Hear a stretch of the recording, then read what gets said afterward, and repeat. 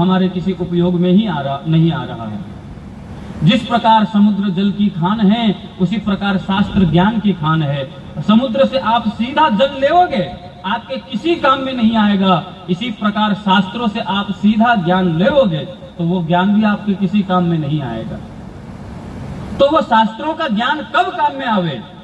बोले जो गुरु रूपी सूर्य अपने अनुभव रूपी रश्मियों से जब उस समुद्र के जल को खींचते हैं तो वो मेघ मंडल में जाकर वो शुद्ध बन जाता है।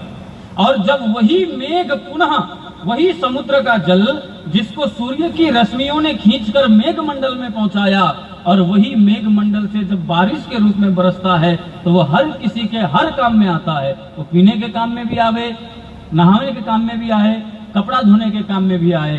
तो इसी प्रकार जब गुरु रूपी जो अपना सदगुरु रूपी जो सूर्य होते हैं वो शास्त्र रूपी जल को जब अपने अनुभव रूपी रश्मियों से खींचते हैं और अपने वचनामृत रूपी वाणी जब बरसाते हैं तो वो शास्त्र का ज्ञान जो गुरु मुख से प्रकट होता है वो हर किसी के उद्धार करने का काम में आता है, हर किसी के कल्याण के काम में आता है। सीधा पुस्तकों से पढ़ा हुआ अक्षर काम में नहीं आता।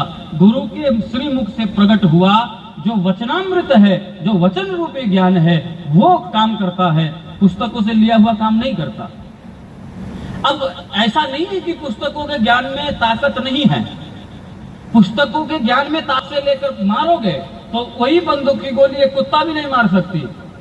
इसी प्रकार जो शास्त्रों के ज्ञान है उसमें तो बहुत बल है, लेकिन वो बल कब काम करेगा? जब गुरु रूपी बंदूक पास में हो।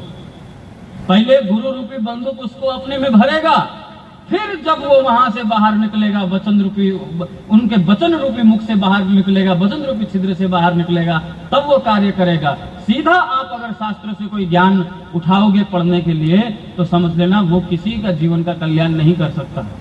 कोई कितना भी पढ़ा लिखा हो, सीधा शास्त्र पढ़ के कभी किसी का कल्याण नहीं हुआ।